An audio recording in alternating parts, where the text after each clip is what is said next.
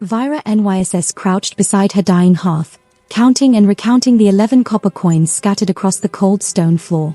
The fourth time, she prayed to the moon goddess that the number would change. But no miracle came. A miracle had never come for Omegas like her.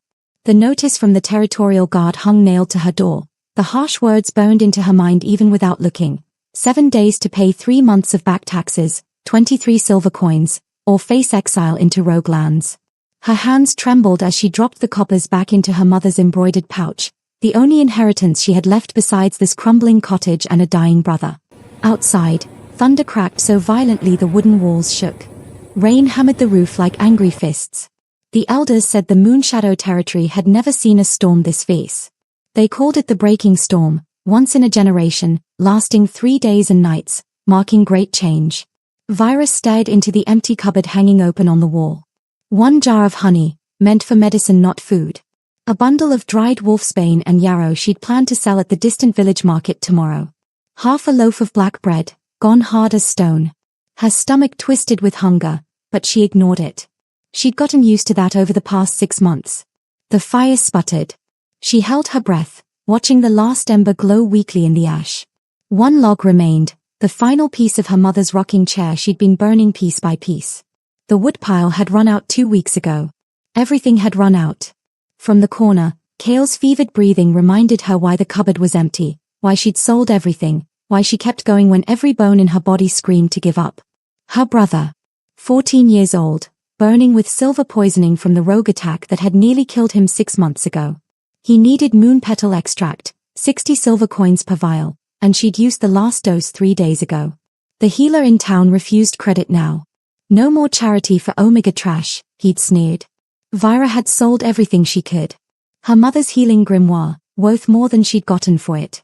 Her father's silver dagger, a family heirloom. Even her winter cloak, though she knew she'd freeze without it. None of it had been enough. The cottage was freezing. Vira wore 2 threadbare dresses layered over each other, wrapped in her mother's tattered grey shawl, curled into herself against the cold that bit through everything.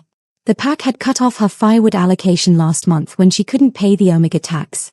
She'd thought about begging the pack healer for help, but pride stopped her every time. Stupid pride. What good was pride when you were starving? When you were cold? When your brother was dying and you were 7 days from exile into lands where rogues would tear you apart? Then came a pounding at the door. Vira jolted upright, heart hammering against her ribs. It was past midnight. Who would come to the outcast quarter at midnight in the middle of a storm like this? This place wasn't safe even in daylight.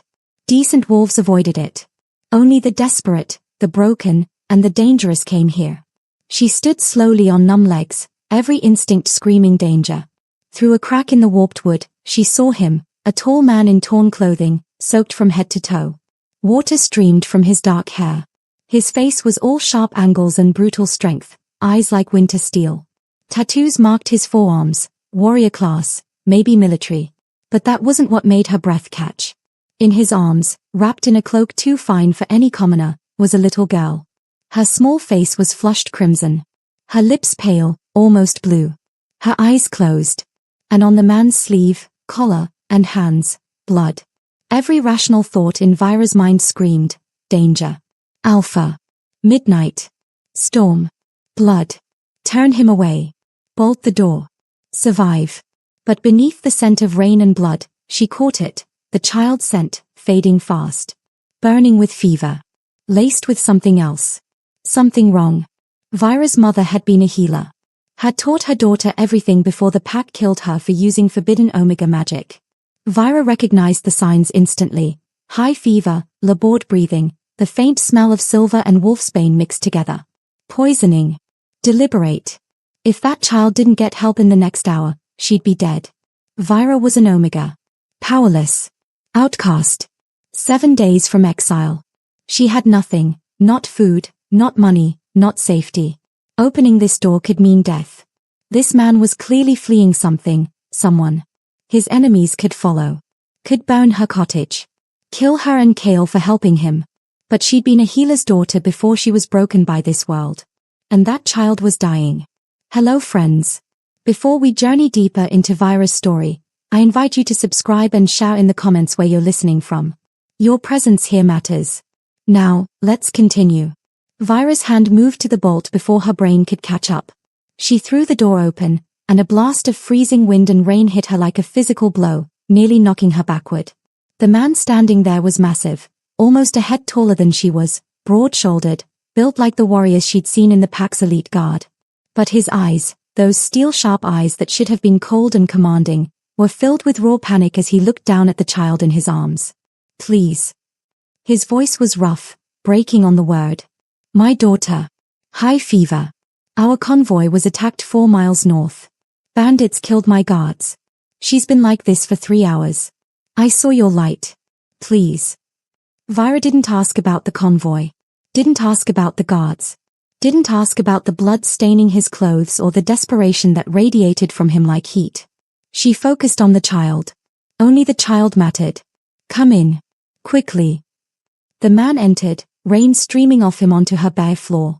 His presence filled her tiny cottage like a storm contained in flesh, making everything seem smaller, more fragile. But Vira had no time to be afraid. Put her on my bed. Now. She pointed to the corner where her thin straw mattress lay. The man moved with surprising gentleness, laying his daughter down as if she were made of glass. Vira dropped to her knees beside the child, her healer's instincts taking over completely. She pressed her palm to the girl's forehead. Burning.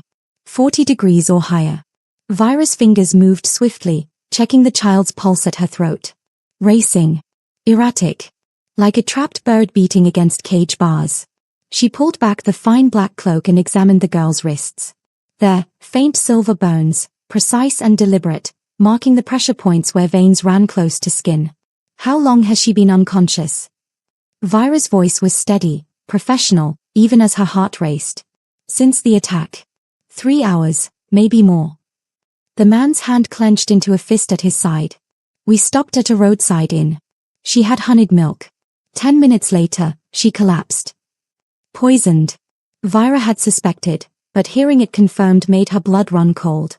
This wasn't accidental wolfsbane exposure from touching the wrong plant. Someone had laced that child's drink with silver and wolfsbane extract, a combination designed to kill young wolves slowly, painfully. Who did this? The question escaped before she could stop it. The man's face turned to stone. When I find out, they'll pray for death long before I grant it. The cold certainty in his voice sent ice down Vira's spine. This was not a man who made empty threats. But she couldn't think about that now. She needs moon petal extract. Immediately. It's the only thing that purges combined silver wolfsbane poisoning. Vira stood, her mind racing through her limited options. Without it, the toxins will reach her heart within the hour. I'll pay anything. The man stepped forward, desperation cracking through his controlled exterior. Name your price. I have gold. Connections. Whatever you need. Vira almost laughed. Almost. I don't need gold. I have moon petal. 1 dose. But. She turned toward the corner where Kale lay sleeping fitfully, his skin pale and clammy with fever. Her brother. Her responsibility. The only family she had left in this world. The last vial of moon petal extract sat on the shelf above him. 60 silver coins worth of medicine. The dose that was supposed to ease his suffering, to buy him another week, maybe 2. Vira looked at the dying child. Looked at her suffering brother. Made her choice. Keep her still. This will hurt. She crossed to the herb shelf with trembling hands, reaching past bundles of dried yarrow and feverfew to grab the small glass vial. The liquid inside shimmered with an iridescent blue glow, concentrated moon petal, harvested under a full moon, worth more than most omegas owned in a year. What are you doing? Kale's voice, rough with sleep and fever, came from the corner. Saving a life. Go back to sleep. That's my medicine. No accusation in his tone. Just tired resignation. I know. Vira uncorked the vial, the sharp scent of moonflower filling the small cottage. I'll get more. With what money? Kale coughed, his whole body shaking. Vira. Sleep, Kale. Please. She heard him settle back down, heard his labored breathing return to the rhythm of fitful sleep. Guilt gnawed at her, but she pushed it aside. She'd made her choice. She'd live with it. The stranger watched her with those razor-sharp eyes, missing nothing. That medicine was meant for your brother. Yes. He's sick. Silver poisoning. 6 months ago. Rogue attack. Vira knelt beside the child again, supporting the girl's head. But he can wait another day. She can't. Something shifted in the man's expression, shock, perhaps, or disbelief. As if he'd never encountered someone who would sacrifice their own family's well-being for a stranger. Hold her shoulders, Vira commanded. When the moon petal hits her system, the toxins will fight back. She'll convulse. If she thrashes too hard, she could hurt herself. The man positioned himself immediately, his large hands gentle but firm on his daughter's small shoulders. Up close, Vira noticed details she'd missed before. The calluses on his palms spoke of weapons training, the scars on his knuckles told of countless fights, but the way he touched his child was achingly tender. What's her name? Vira asked, tipping the child's head back carefully. Sarah. His voice roughened on the name. Her name is Sarah. Sarah, Vira repeated softly, brushing damp hair from the girl's burning forehead. Sweet girl, this is going to hurt. But it will save you. I promise.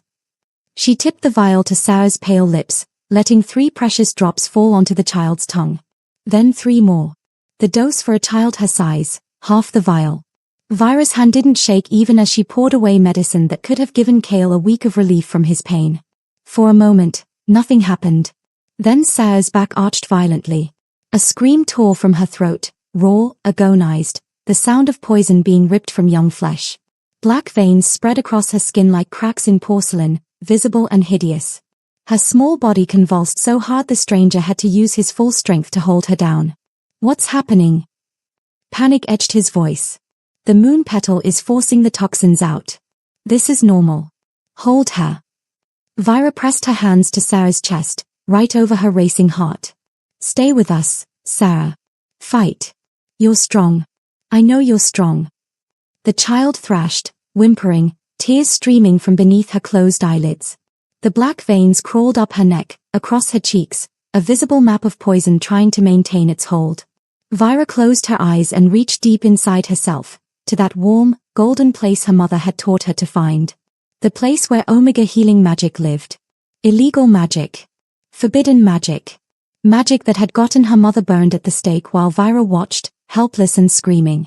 She'd sworn never to use it again. Sworn to hide what she was. But this child was dying. Vira pulled on that golden thread of power, and light flooded from her palms.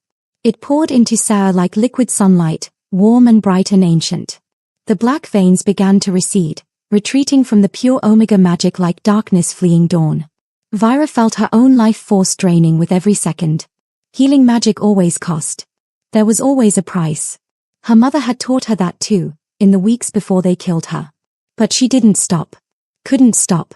Not until the last trace of poison retreated, until Sarah's convulsions eased, until the child's breathing steadied into the deep, peaceful rhythm of healing sleep.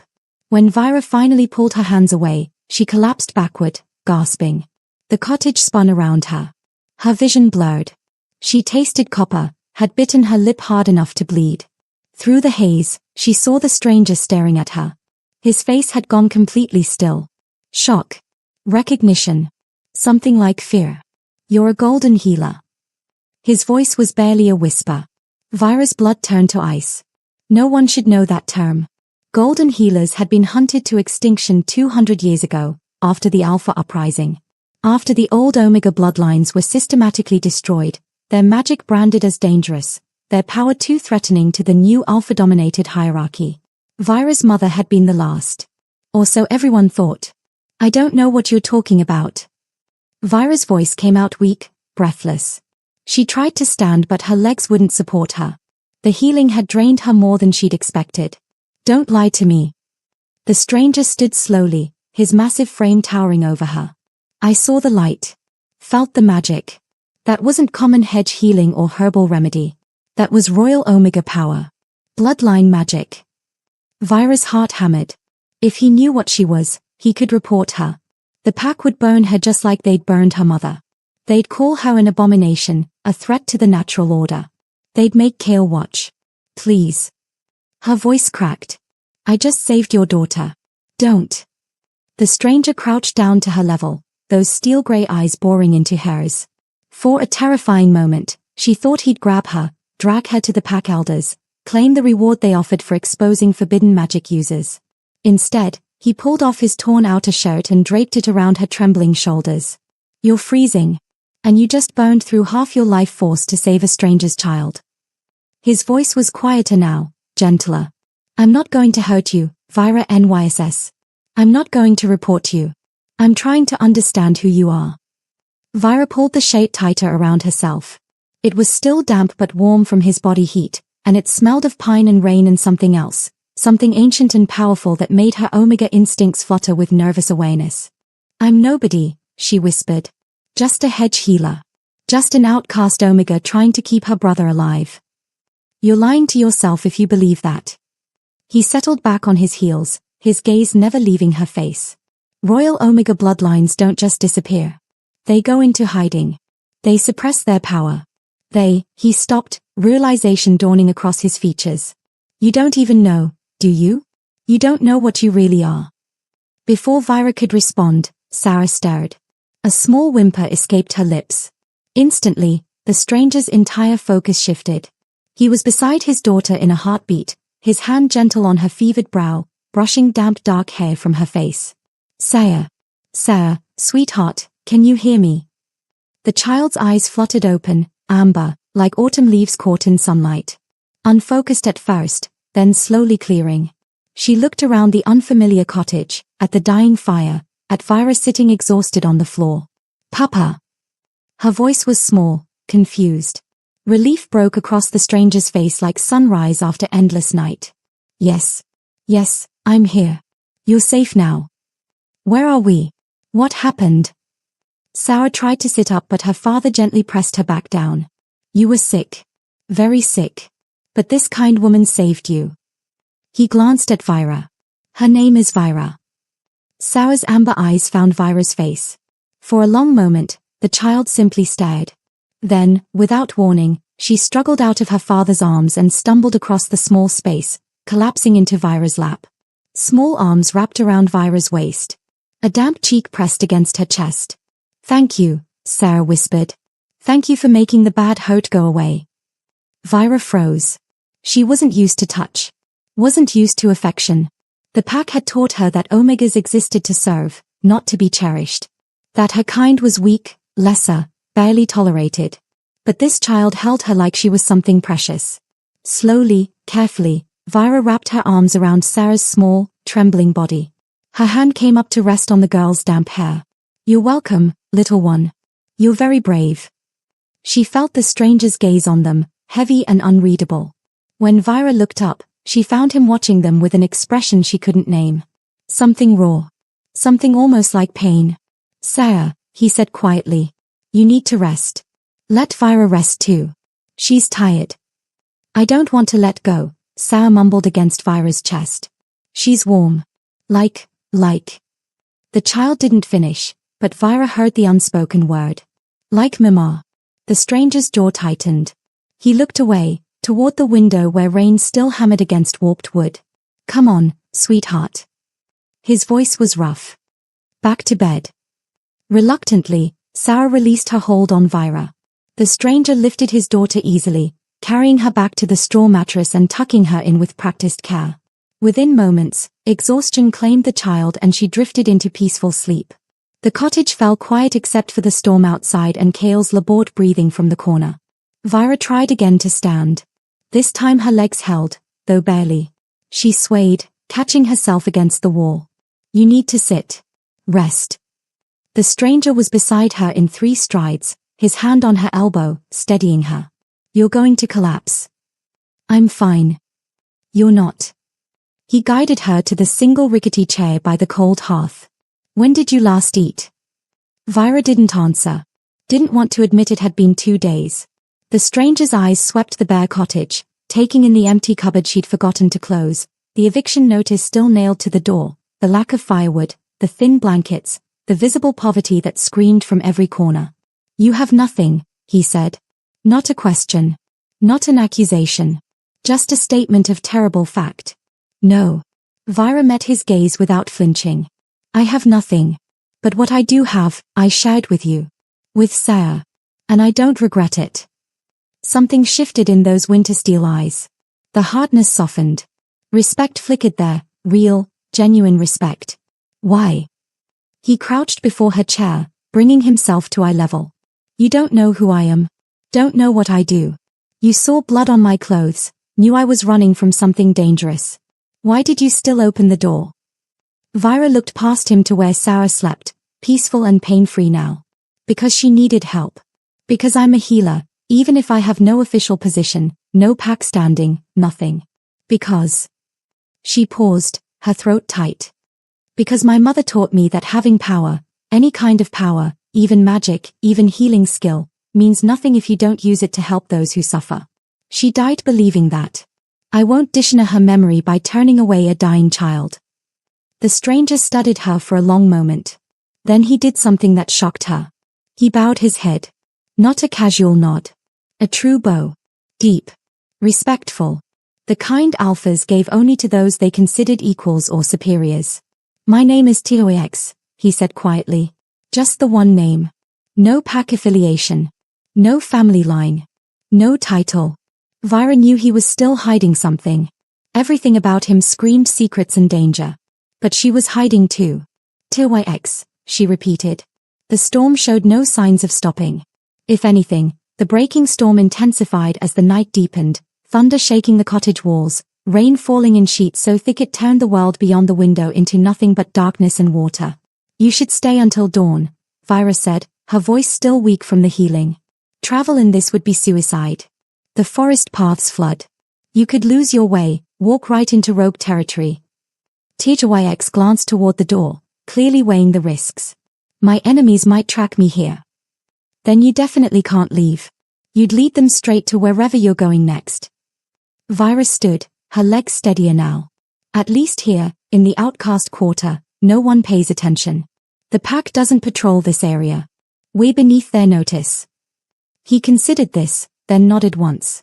Until dawn, then. Vira moved to the cold hearth, placing the last piece of her mother's rocking chair onto the dying coals. She struck the flint, coaxing the wood to catch. Small flames licked upward, providing meager heat but better than nothing. You're burning furniture, Tox observed. I ran out of firewood 2 weeks ago. Vira didn't look at him. I've been burning my mother's things piece by piece. This was her rocking chair. Next will be the old trunk. After that. She shrugged. After that it doesn't matter. We'll be exiled in 7 days anyway. The notice on your door. 3 months of back taxes. 23 silver coins. I have 11 copper. She laughed, but there was no humor in it. Even if I sold everything left in this cottage, it wouldn't be enough. Silence stretched between them. Vira felt his gaze on her back as she stared into the small fire. Your brother, Tox said finally. The silver poisoning. How did it happen? Vira's hands clenched. Rogues attacked him 6 months ago. He was gathering herbs in the borderlands. Stupid, I know, but we needed medicine to sell. They came out of nowhere. 3 of them. Kale fought back. Pride crept into her voice despite the pain. He's only 14, but he's brave. Killed one with a silver-edged knife we'd found. But the other 2 got him. Clawed him with silver-tipped weapons. By the time I found him, the poison had spread through his whole system. You saved him. Barely. Used every bit of healing knowledge my mother taught me. Spent every copper we had on moon petal extract to keep him alive. But silver poisoning doesn't heal. It just lingers. Slowly killing you unless you can afford constant treatment. She turned to face him. The healer in town charges 60 silver per vial. I need at least 2 vials a month. Do you know how impossible that is for an outcast Omega? Tox's expression was unreadable. The pack should provide for its members. Even Omegas. Especially after a rogue attack. Should. Doesn't. Bitterness crept into Vira's voice. We're outcasts. My mother was executed for using forbidden magic when I was 16. Kale was 10. They branded us traitors by blood. No one helps traitors. What was her crime? Vira met his eyes. She healed the wrong person. A rebel alpha who'd spoken against the pack elders. They said she chose sides, Used her magic for political purposes. They burned her in the town square and made us watch. She saw something flicker across TYX's face. Anger, perhaps. Or recognition. And yet you still use the magic they killed her for. Only when absolutely necessary. Tonight was necessary. Vira wrapped her arms around herself. You asked why I opened the door. The truth is, I opened it because I'm my mother's daughter. She taught me that healing isn't political. Pain doesn't care about pack allegiances. And children, her voice broke slightly. Children especially deserve saving, no matter who their parents are or what side they're on. Teacher YX stood, moving to the window. Rain streamed down the cracked glass. His shoulders were rigid, one hand clenched at his side. Your daughter, Vira said quietly. The silver burns on her wrists were precise. Professional. Whoever poisoned her knew exactly what they were doing. I know. You're not a merchant. No. Not a tradesman or a farmer or any kind of common traveler. No. Vira studied the set of his shoulders, the military bearing he couldn't quite hide, the unconscious authority in every movement. Soldier. A pause. Something like that. And someone wants your daughter dead badly enough to poison her with silver wolfsbane in a public inn. His jaw tightened. Many people want many things. They won't succeed. The cold certainty in his voice sent a shiver down Vira's spine. This man wasn't making empty threats. He was making promises. What's your pack affiliation? She pressed. I told you. My name is TYX. That's not an answer. He turned from the window, those steel-grey eyes meeting hers. It's the only answer I can give you right now. For your safety as much as mine. My safety. Vira laughed. I'm 7 days from exile. I have 11 copper coins and a dying brother. How much less safe could I possibly be? You'd be surprised. Teacher YX crossed the small space between them. Up close, his presence was overwhelming, not threatening, exactly, but powerful in a way that made her Omega instincts flutter nervously. There are things in this world far more dangerous than poverty, Vira. Forces you don't want attention from. I'm trying to protect you from that. By lying to me. By not telling you everything. There's a difference. Before Vira could argue, Sarah called out from the bed. Papa? Papa, I'm cold.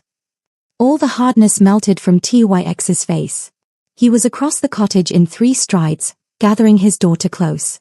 I'm here, sweetheart. Right here. Vira fetched her only other blanket, threadbare and thin but clean, and brought it to the bed. Here. It's not much, but...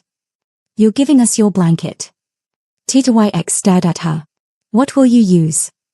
I'll be fine by the fire. Vira. Take it. She needs warmth. She draped the blanket over Sarah before he could protest further. The child immediately burrowed into it, her small hand reaching out to grasp Vira's fingers. Stay, Sarah mumbled, half asleep. Don't go. Vira's heart clenched. I'm right here, little one. I'm not going anywhere. She sat on the edge of the bed, letting the child hold her hand. Teacher YX settled in the chair nearby, watching them both with that same unreadable expression. You're good with her, he said quietly. I like children. Always have. Vira smoothed Sarah's damp hair back from her forehead. Before everything, I thought maybe I'd work in a pack nursery. Help care for the young ones. But that's not a position they give to outcasts. Their loss. Something in his tone made her look up. He was watching her with an intensity that made her breath catch. What? Nothing. Just. He paused. You remind me of someone. Someone who also believed healing was more important than politics. Who put children first, always. Sarah's mother. Pain flickered across his face. Yes. What happened to her? She died 3 years ago. His voice went flat, emotionless in that way that meant the emotion was too big to show. Murdered at a peace summit. Sarah watched it happen. Vira's hand tightened on the child's. I'm sorry. So am I. The breaking storm finally exhausted itself as pale dawn light crept through Vira's cracked window. She woke stiff and aching, her body protesting every movement after spending the night curled on the cold floor beside the dying fire. Her neck cramped. Her muscles screamed. But she was alive, and so was everyone under her roof. Tilyx stood sentinel by the window, silhouette outlined against the grey morning. He hadn't slept, she realized that immediately from the rigid set of his shoulders, the alertness in his posture. All night he'd kept watch, protecting his daughter even in the relative safety of her humble cottage. Sarah remained peaceful beneath Vira's blanket, color fully restored to her cheeks, breathing deep and steady. The poison had been purged completely. Tomorrow there would be no trace of the silver wolfsbane that had nearly claimed her life. From the corner came a soft cough. Cale. Awake now, propped on one elbow, his fever-bright eyes studying their guests with unconcealed curiosity. Who are they? He whispered when Vira came to check on him. People who needed help. You gave her my medicine. No accusation colored his words. Just that same weary resignation she'd heard too many times from her too young brother. I did. Cale's gaze drifted to where Sarah slept, so small and fragile looking beneath the worn blanket. She's pretty. Looks like those fancy dolls they sell at the capital markets. She almost died last night. But you saved her. Cale managed a weak smile. You always do this. Save everyone except yourself.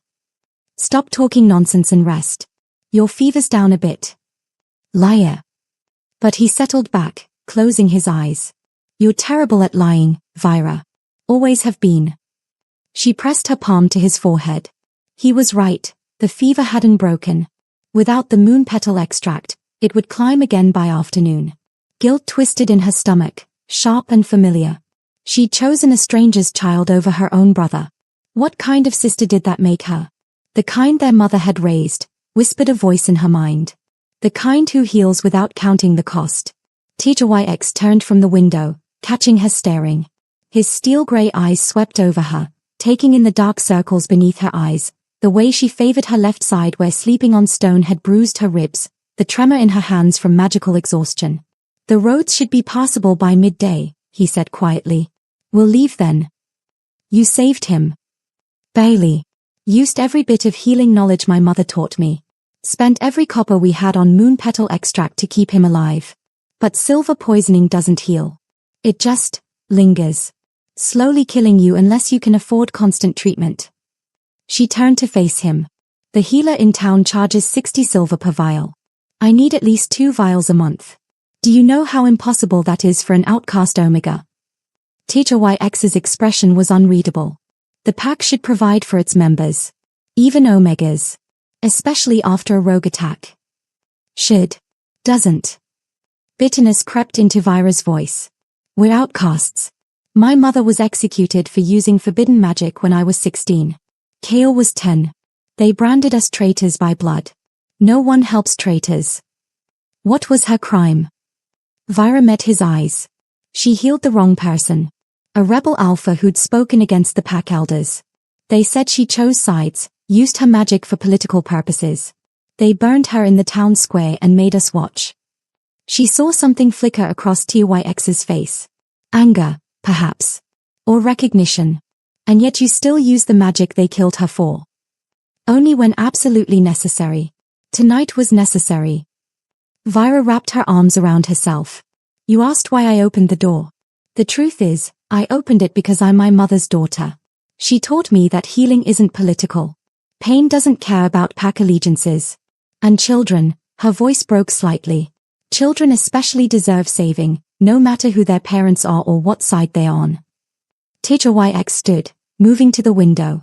Rain streamed down the cracked glass. His shoulders were rigid, one hand clenched at his side. Your daughter, Vira said quietly. The silver burns on her wrists were precise. Professional. Whoever poisoned her knew exactly what they were doing. I know. You're not a merchant. No. Not a tradesman or a farmer or any kind of common traveler. No. Vira studied the set of his shoulders, the military bearing he couldn't quite hide, the unconscious authority in every movement. Soldier. A pause. Something like that. And someone wants your daughter dead badly enough to poison her with silver wolfsbane in a public inn. His jaw tightened. Many people want many things. They won't succeed. The cold certainty in his voice sent a shiver down Vira's spine. This man wasn't making empty threats. He was making promises. What's your pack affiliation? she pressed. I told you. My name is TYX. That's not an answer. He turned from the window, those steel-gray eyes meeting hers. It's the only answer I can give you right now. For your safety as much as mine. My safety. Vira laughed. I'm 7 days from exile. I have 11 copper coins and a dying brother. How much less safe could I possibly be? You'd be surprised. TYX crossed the small space between them. Up close, his presence was overwhelming, not threatening, exactly, but powerful in a way that made her Omega instincts flutter nervously. There are things in this world far more dangerous than poverty, Vira. Forces you don't want attention from. I'm trying to protect you from that. By lying to me. By not telling you everything. There's a difference. Before Vira could argue, Sarah called out from the bed. Papa? Papa, I'm cold. All the hardness melted from TYX's face. He was across the cottage in 3 strides, gathering his daughter close. I'm here, sweetheart. Right here. Vira fetched her only other blanket, threadbare and thin but clean, and brought it to the bed. Here. It's not much, but... You're giving us your blanket. TYX stared at her. What will you use? I'll be fine by the fire. Vira. Take it. She needs warmth. She draped the blanket over Sarah before he could protest further. The child immediately burrowed into it, her small hand reaching out to grasp Vira's fingers. Stay, Sarah mumbled, half asleep. Don't go. Vira's heart clenched. I'm right here, little one. I'm not going anywhere. She sat on the edge of the bed, letting the child hold her hand. TYX settled in the chair nearby, watching them both with that same unreadable expression. You're good with her, he said quietly. I like children. Always have. Vira smoothed Sarah's damp hair back from her forehead. Before everything, I thought maybe I'd work in a pack nursery. Help care for the young ones. But that's not a position they give to outcasts. Their loss. Something in his tone made her look up. He was watching her with an intensity that made her breath catch. What? Nothing. Just. He paused. You remind me of someone. Someone who also believed healing was more important than politics. Who put children first, always. Sarah's mother. Pain flickered across his face. Yes. What happened to her? She died 3 years ago. His voice went flat, emotionless in that way that meant the emotion was too big to show. Murdered at a peace summit.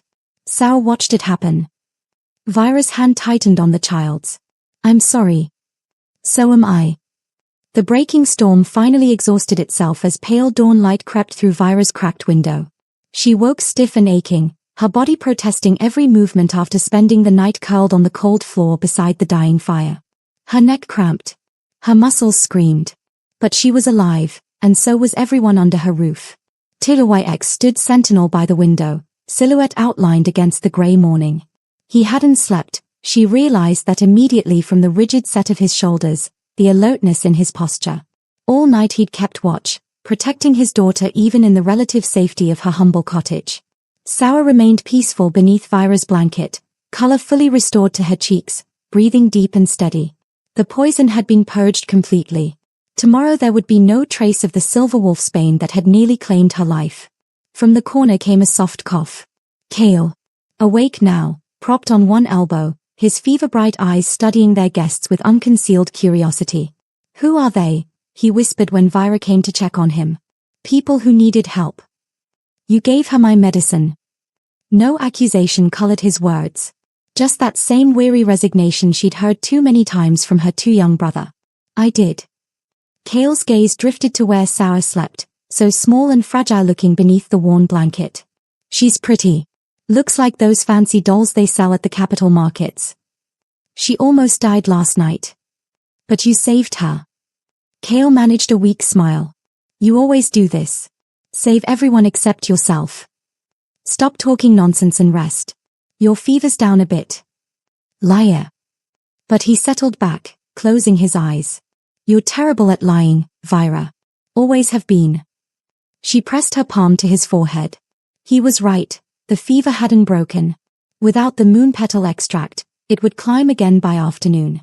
Guilt twisted in her stomach, sharp and familiar. She'd chosen a stranger's child over her own brother. What kind of sister did that make her? The kind their mother had raised, whispered a voice in her mind. The kind who heals without counting the cost. TYX turned from the window, catching her staring. His steel-grey eyes swept over her, taking in the dark circles beneath her eyes, the way she favored her left side where sleeping on stone had bruised her ribs, the tremor in her hands from magical exhaustion. The roads should be passable by midday, he said quietly. We'll leave then. Vira nodded, throat suddenly tight. She'd known they couldn't stay. Known this was temporary. But somehow the cottage felt emptier already, as if their departure had already carved out a hollow space in the walls. I'll make breakfast. She moved toward the cupboard, then remembered, there was nothing to make. Half a loaf of stale bread. A jar of medicinal honey. Nothing fit to offer guests. You've given more than enough. TYX crossed the small space, pulling a heavy leather pouch from his belt. He set it on her table with a solid thunk that made her jump. What? Payment. For the medicine. For your hospitality. For saving Sarah's life. Vira's fingers trembled as she loosened the drawstring. Gold coins spilled across the scarred wood, gleaming, heavy, impossibly real. She counted them twice, certain she'd made a mistake. 53 gold pieces. Her vision blurred. This is too much. The moon petal cost 60 silver, not. And the forbidden magic. TYX's voice stayed quiet but carried an edge of steel. The golden healing that could get you executed if anyone learned what you'd done? The life force you burned through to purge poison from a stranger's child? What's the price for that, Vira? What's the cost of your safety if the wrong people discover what you are? She couldn't breathe. Couldn't think past the weight of gold under her shaking hands. This money could save Kale. Could pay the back taxes with enough left over for 6 months of medicine. Could buy them actual food, real firewood, maybe even repairs to the cottage roof. I don't understand. Why give me this much? TYX leaned against the wall, arms crossed, studying her with that same intense focus that made her feel like he could see straight through her skin to the desperate, terrified girl underneath. I've spent most of my life watching people choose power over compassion. Watching them hoard resources while others starve. Watching them calculate the worth of every action, every gesture, making sure they never give more than they'll receive in return. His jaw tightened. You didn't calculate. You saw a dying child and used your last medicine without hesitation. You revealed forbidden magic that could get you killed. You gave us your bed, your blanket, your warmth. You chose compassion when you had every reason to choose survival. He straightened, moving closer until she had to tilt her head back to meet his eyes. That kind of choice is rare, Vira. Precious beyond measure. And I'm fairly certain you just saved the life of someone extremely important. So no, this isn't too much. If anything, it's not enough. The way he said extremely important sent ice down her spine. She studied him again, the military bearing, the unconscious authority, the expensive cloak his daughter had been wrapped in despite his own rough clothing. Who are you really? A ghost of a smile touched his mouth. Someone who owes you an impossible debt. That's not an answer. It's the best one I can give. For now. Before Vira could press further, Sarah stirred. Small amber eyes blinked open, immediately seeking her father. Then they found Vira, and the child's entire face lit up with joy so pure it hurt to witness. You're still here. Sarah scrambled upright, blanket pooling around her waist. I had a dream you disappeared like smoke. I'm real. Vira managed a smile. How do you feel? Hungry. And my tummy doesn't hurt anymore. Sarah cocked her head, studying Vira with unnerving intensity. You made the poison go away. I remember the gold light. It was warm. Like sunshine in winter. TYX's attention sharpened. Vira felt his gaze boring into her, but she kept her focus on the child. You're very brave, Sarah. The purge was painful, but you fought through it. Will you make breakfast? Papa burns everything. A startled laugh escaped TYX. That's not entirely fair. I only burned the porridge twice. And the eggs. And the bread. All right, point taken. He held up his hands in surrender, but Vira caught the warmth in his expression, the love that softened every harsh line of his face when he looked at his daughter. I don't have much to offer, Vira admitted. Just stale bread and... We have supplies in our travel pack, Tyx interrupted. Left hidden in the forest when I ran here last night. I'll retrieve them. He was out the door before she could protest, moving with the silent efficiency of a trained warrior. The cottage felt strangely empty without his overwhelming presence. Sarah scooted to the edge of the bed, bare feet dangling. He likes you. Vira nearly choked. What? Papa. He watches you the way he used to watch Mama. Like you're a puzzle he's trying to solve. I think you're imagining things, little one. I'm 5, not stupid. Sarah's amber eyes held unexpected wisdom. He hasn't looked at anyone like that since Mama died. You made him remember what hope feels like. The words struck Vira silent. Before she could formulate a response, Tyx returned carrying a leather pack, water streaming from his hair and shoulders. The rain had stopped, but the forest remained soaked. He unpacked supplies with practiced efficiency: dried meat, fresh bread wrapped in cloth, cheese, even a small pot of jam. Luxuries Vira hadn't tasted in months.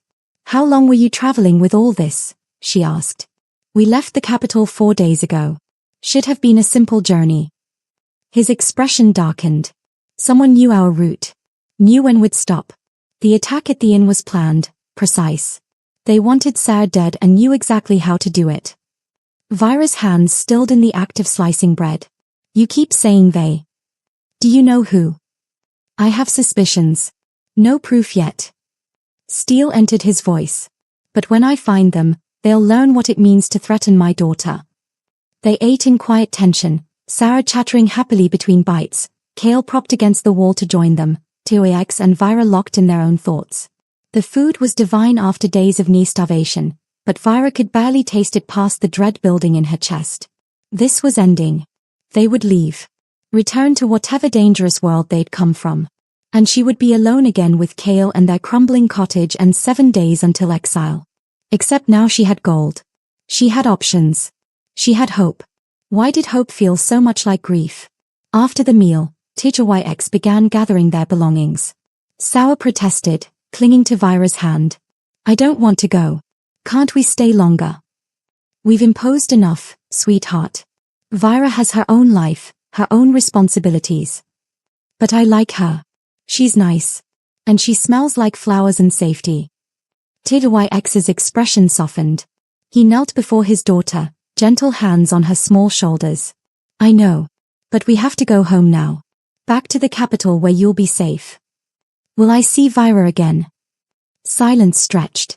Tyx's eyes found Vira's over Sarah's head, and something passed between them, a question, maybe. Or a promise. Maybe someday, Vira answered when he didn't. Her voice came out rougher than intended. That's not a real answer. Sarah's bottom lip trembled.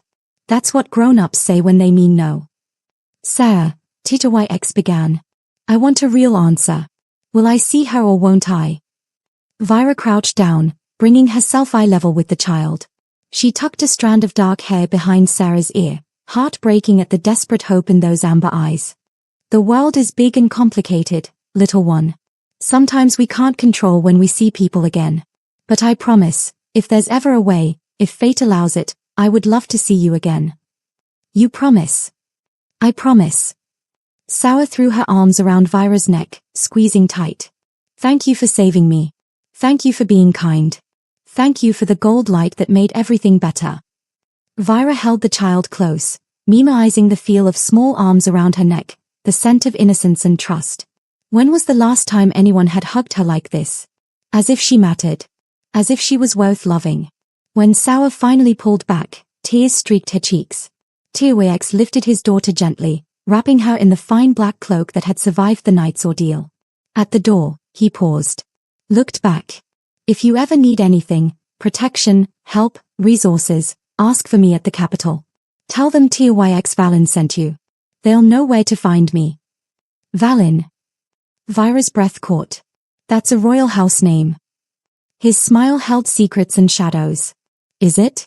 I must have forgotten to mention that detail. You.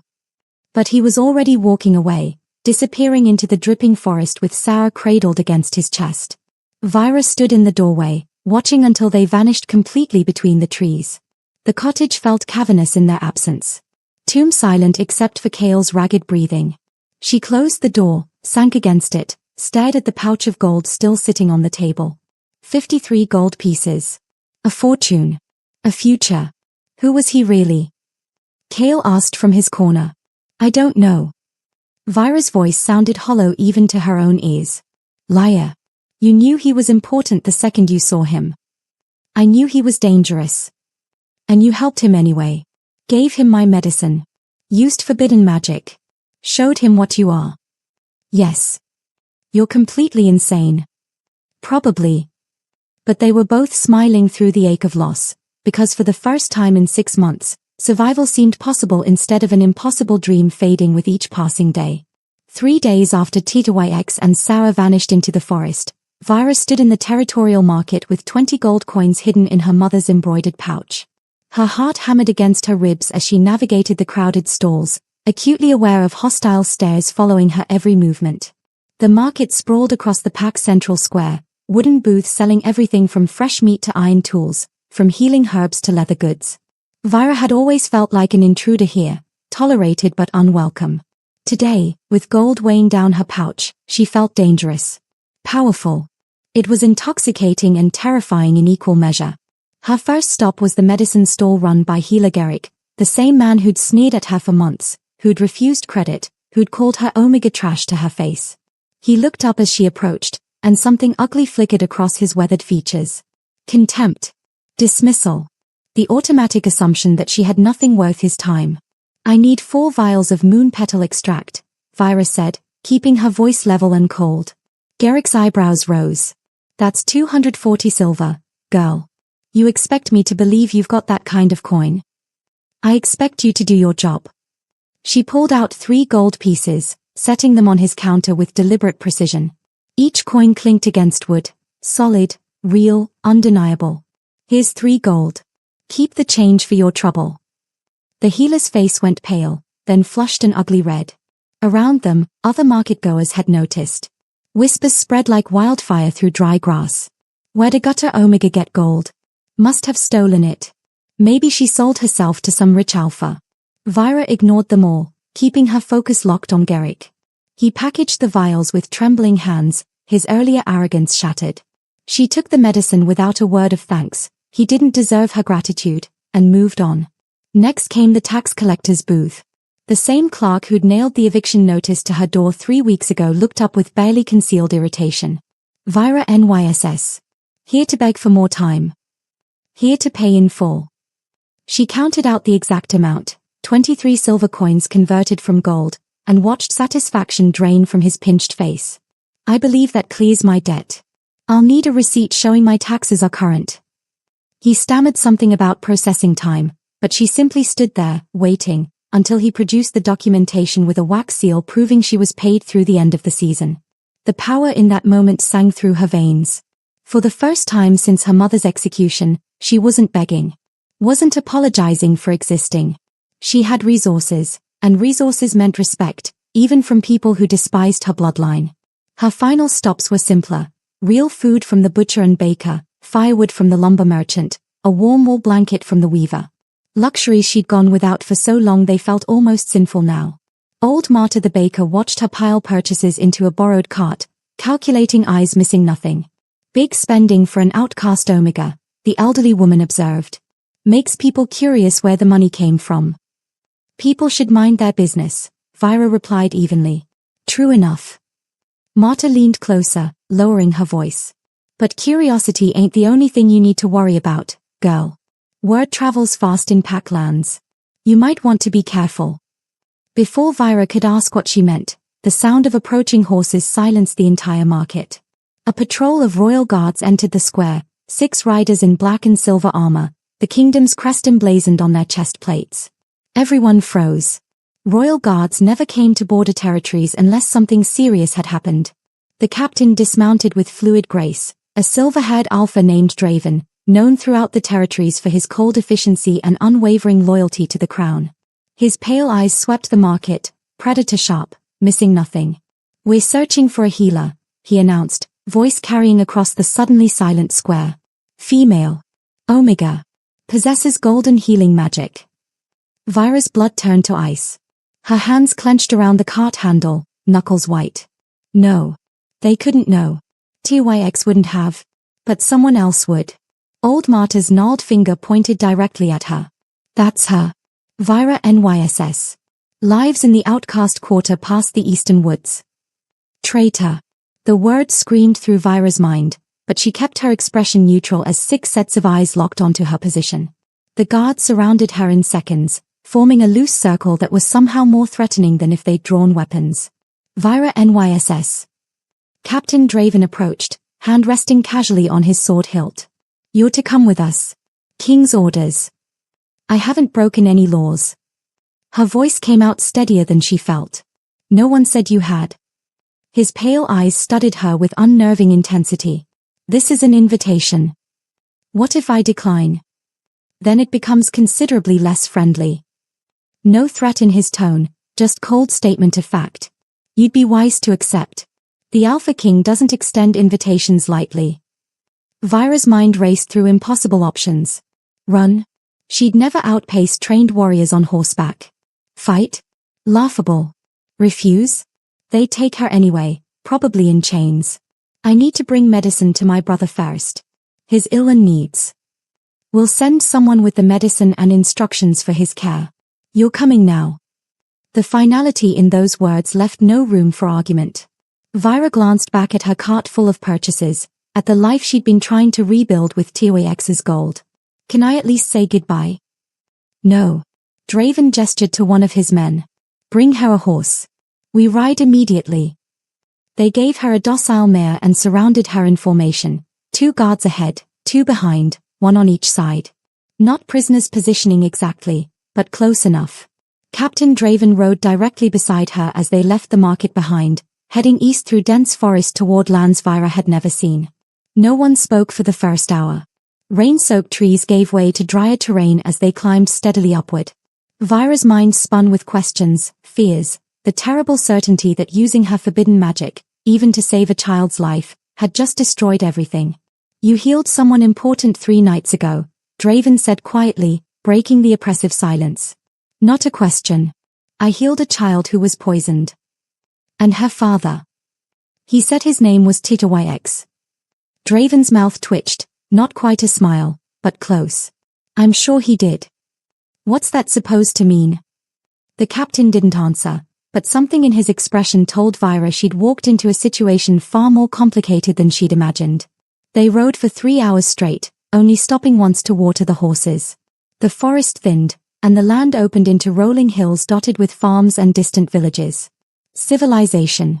Real civilization, not the forgotten border territories where outcasts scraped by. Then they crested a hill, and Vira's breath caught. The capital city sprawled across the valley below, massive white stone towers reaching toward grey clouds, golden banners snapping in the wind, walls so thick and high they seemed to touch the sky.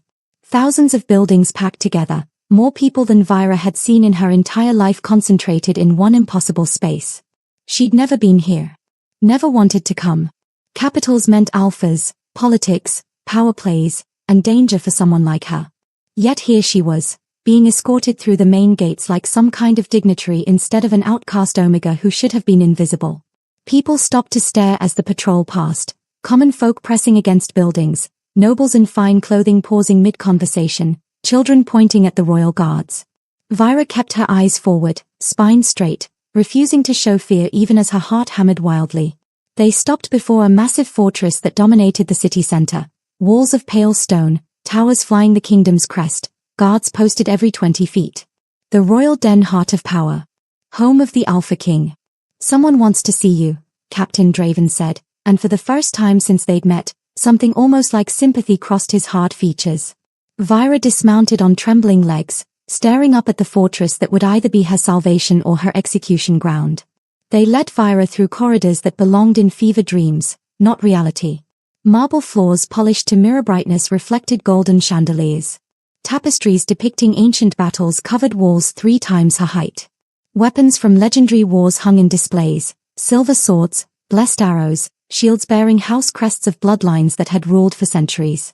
The scent of power saturated everything, alpha musk, old magic, the weight of decisions that shaped kingdoms.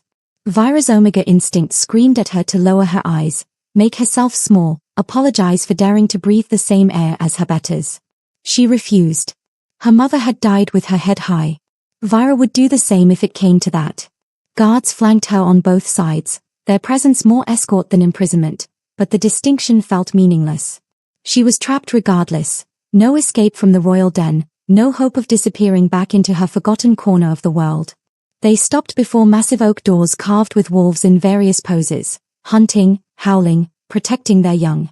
2 guards pushed them open without ceremony. The office beyond was surprisingly intimate compared to the grandiose hallways. Bookshelves lined 2 walls, crammed with leather-bound volumes.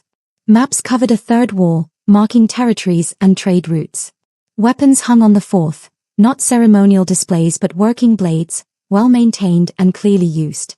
And standing by the window, backlit by pale afternoon sun, was Tyx. Except it wasn't Tyx. Not the desperate father in torn, blood-stained clothing who'd pounded on her door during the breaking storm. This man wore black and silver, the royal colors, tailored to perfection. His dark hair was clean, tied back with a silver cord, revealing the sharp angles of his face that she'd only glimpsed before. The tattoos on his forearms weren't just military marks. They were royal bloodline markings. Ancient. Unmistakable. And on his finger, catching the light, a heavy signet ring bearing the kingdom's crest, a wolf with a crown, surrounded by stars. Vira's legs nearly gave out. You. The word came out strangled. Hello, Vira. His voice was the same, deep, rough-edged, surprisingly gentle for a man of his size. But everything else had transformed. You're Alpha King Tyx Valen. He inclined his head with perfect formality, though something flickered in his steel-grey eyes. Amusement? Guilt? We met under informal circumstances.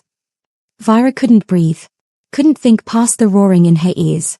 She'd saved the Alpha King's daughter, used forbidden magic on the royal heir, revealed herself as a golden healer to the most powerful alpha in the kingdom. You lied to me. I didn't lie. I simply didn't tell you everything. You let me think you were a soldier. Some common warrior fleeing an attack. I am a soldier, among other things. He moved away from the window, closer, and Vira forced herself not to retreat. Would you have opened the door if I'd announced myself as the Alpha King? Would you have felt safe using your healing magic? Or would you have been too terrified to save Sarah's life? The logic was sound, but fury still burned through her chest. You paid me with gold. Told me to ask for you at the capital. You knew I'd figure it out eventually. I hoped you'd trust me enough that it wouldn't matter. He stopped a few feet away, close enough that she could smell pine and rain, the same scent from that storm-drenched night, now mixed with expensive oils and the unmistakable musk of an Alpha King. Was I wrong? I don't even know you. Then let me fix that. Ask me anything. I'll answer honestly this time. 100 questions fought for dominance in Vira's mind. She picked the most important one. Why am I here? Because you saved Sarah's life. You already paid me. Overpaid me. We're even. A slight smile touched his mouth, the first real expression she'd seen since entering this room. That was a down payment, not full compensation. For what? Tyx's expression shifted, something raw and vulnerable breaking through the royal composure. My daughter hasn't spoken in 3 years. Not since she watched her mother die at a peace summit. Assassinated right in front of her while she was hiding under a table. Vira's breath caught, hand instinctively pressing against her chest. 3 years of silence, he continued, voice rough. The best healers in the kingdom tried everything, herbs, potions, magic, therapy. Nothing worked. I'd accepted she might never speak again. That the trauma had stolen her voice forever. He paused, jaw tight. Then she spent one night in your cottage.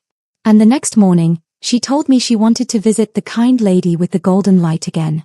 Full sentences. Clear speech. Like the silence had never happened. Tears burned behind Vira's eyes. Tyx. I'm offering you a position. He spoke quickly now, as if afraid she'd interrupt. As Sarah's personal caretaker. You'd live here in the royal wing. Your brother too, full medical care, everything he needs. Salary. Protection. Safety from anyone who might harm you for your healing abilities. Anything you need, it's yours. The offer hit Vira like a physical blow. Everything she'd dreamed of, security, medicine for Kale, protection from persecution, handed to her on a silver platter by the most powerful man in the kingdom. Why? Her voice came out barely a whisper. Because my daughter needs you. Simple. Direct. Devastating in its honesty. Because in one night, you did what years of trained professionals couldn't. You made her feel safe enough to speak again. I'm not qualified for this. Vira's hands trembled. I'm an outcast with no training in royal protocols, no education in. I don't need protocol. Steel entered his voice. I need someone who'll put Sarah first. Someone who chose to save her even when it cost them everything they had. Someone who used forbidden magic, risking execution, because a child's life mattered more than their own safety. You don't know me, Vira protested weakly. I know enough. His eyes burned into hers with unsettling intensity. I know you're a golden healer, the first I've encountered in my lifetime. I know you have royal Omega blood running through your veins, though you clearly don't know your own lineage. I know you're brave and selfless and exactly what Sarah needs to heal. The words hung between them, heavy with implications Vira wasn't ready to examine. What about what I need? The question escaped before she could stop it. Surprise flickered across X's face, as if no one had ever asked him to consider someone else's needs before agreeing to serve. What do you need, Vira? She thought of Kale, still weak and feverish in their crumbling cottage. Thought of 7 days until exile, of copper coins that would never be enough, of a lifetime spent scrambling for survival while the world ground her down piece by piece. Then she thought of Sarah's small arms around her waist. Thank you for saving me. I need my brother to be safe, Vira said quietly. I need to know he'll never go hungry or cold again. I need to know that using my healing magic won't get us both killed. I need. Her voice broke slightly. I need to matter. To be more than just an outcast Omega waiting to die. Done. No hesitation. Just absolute certainty. Just like that. Just like that. X extended his hand, not a command, but an offer. Do we have an agreement? Vira stared at his outstretched hand. Calloused. Scarred. The hand of a warrior and a king, offering her salvation. She took it. His grip was warm, firm, and for the first time in years, Vira felt something she'd almost forgotten. Hope. They gave Vira a suite of rooms that defied comprehension. 3 interconnected chambers, bedroom, sitting room, and private bath, each larger than her entire cottage had been. The bedroom alone could have housed 6 families comfortably. A massive 4-poster bed dominated the space, draped in silk sheets the color of midnight, soft enough to make her wonder if she was touching clouds instead of fabric. Windows overlooking the royal gardens let in afternoon light that painted everything gold. Thick carpets cushioned her feet. A wardrobe stood open, already filled with dresses in her size, how had they known? In colors she'd never been allowed to wear as an outcast. Vira stood in the center of it all, turning slowly, trying to process that this wasn't a dream. That she actually lived here now. Kale arrived that evening, carried on a litter by palace servants, his eyes huge as moons. This is insane, he breathed the moment they were alone. I know. We're living in the palace. I know. With the Alpha King.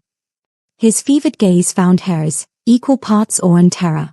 Vira, what did you do? I opened a door during a storm. Everything else just happened. Kale laughed, actually laughed, the sound rusty from disuse but genuine. It was the first real laugh she'd heard from him in 6 months, and the sound nearly broke her. A knock interrupted the moment. Healer Ilara entered, a kindly beta woman with grey-streaked hair and gentle hands.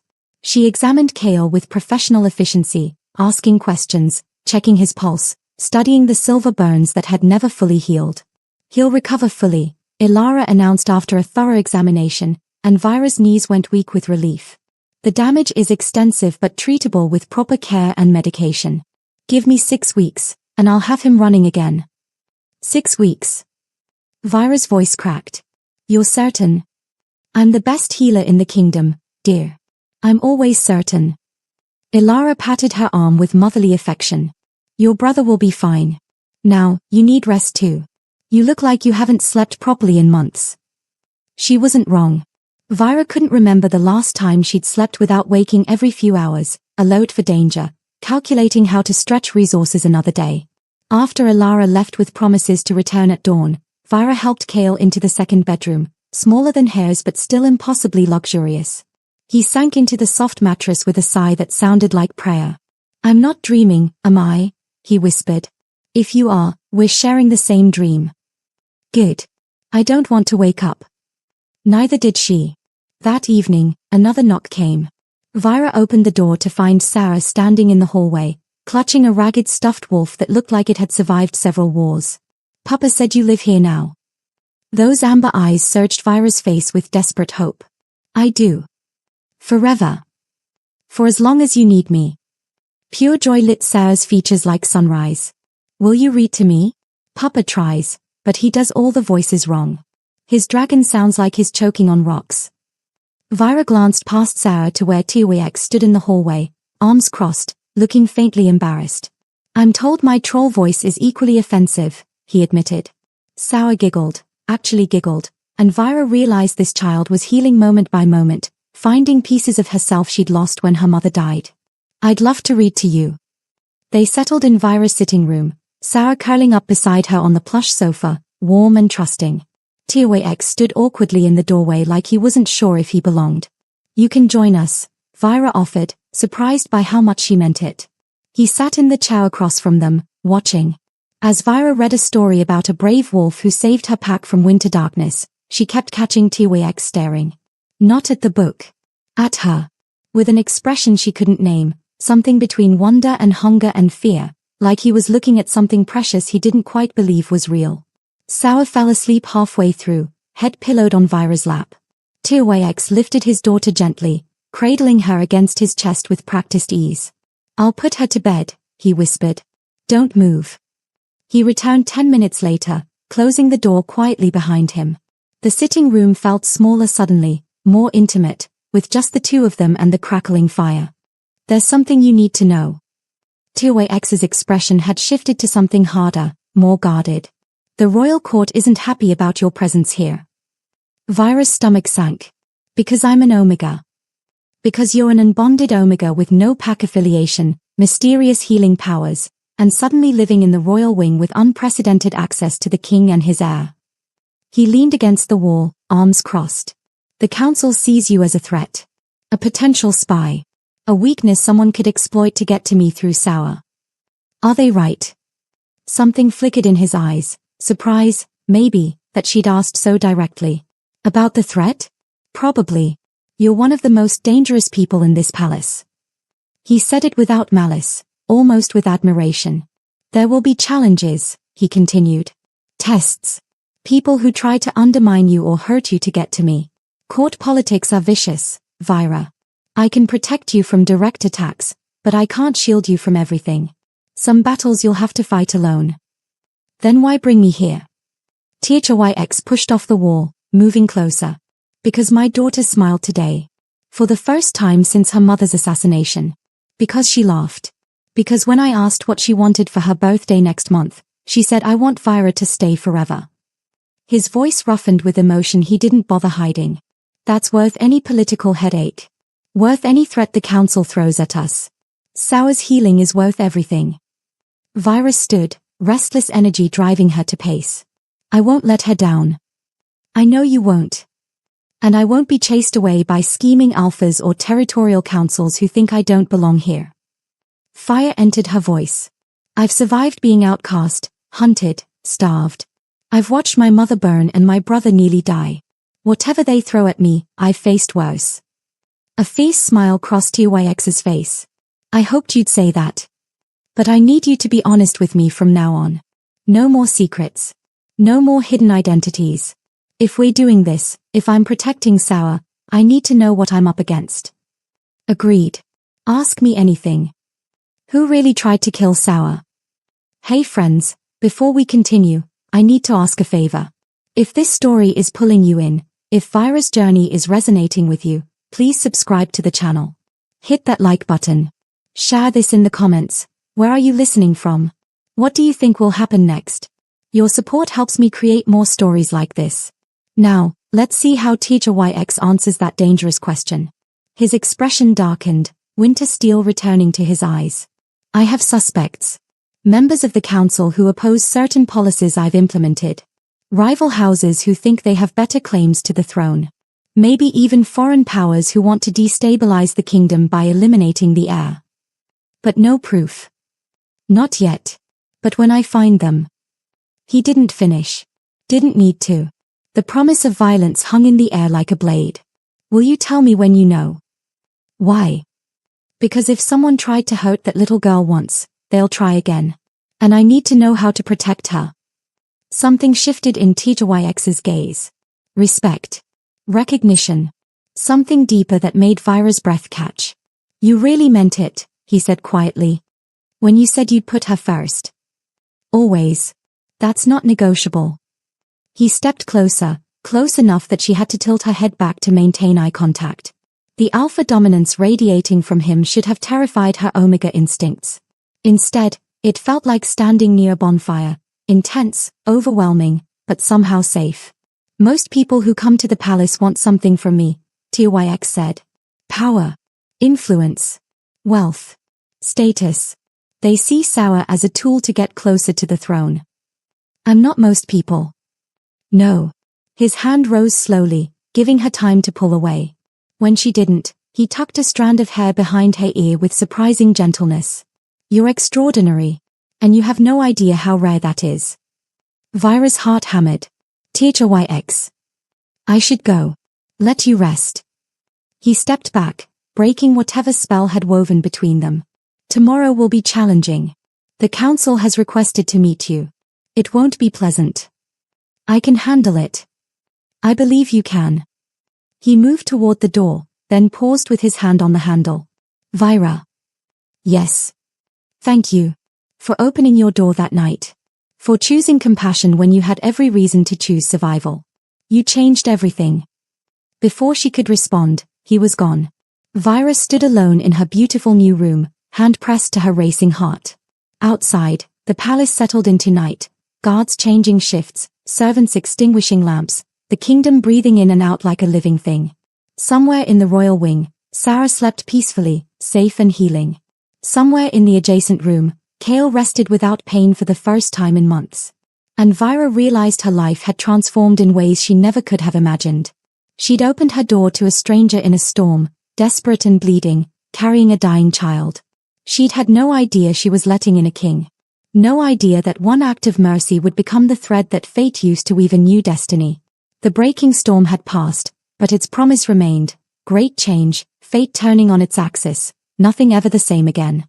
Vira crossed to the window, looking out over the capital city spread below like scattered stars. This was her world now, beautiful, dangerous, full of possibilities and threats in equal measure. She thought of her mother's last words, spoken as flames rose around the stake. Healing is never wrong, my daughter. Remember that. When they try to make you small, remember your power matters. Use it. Always. I will, Mama, Vira whispered to the night. I promise. Tomorrow would bring challenges. Politics. Enemies.